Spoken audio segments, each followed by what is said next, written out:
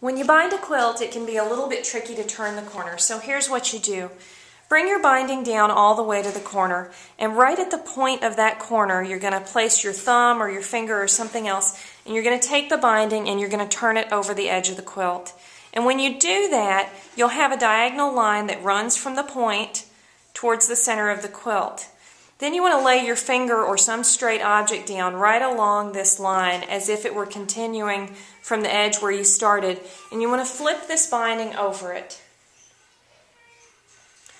When you do that, it will look like you've got one strip of binding laying on top of another strip of binding, when in fact it's really one continuous piece.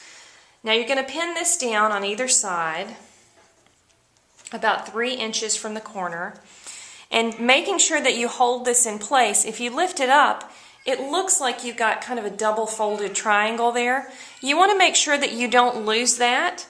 So you're going to slip a little pin in right here, and you're going to slip a little pin in right here,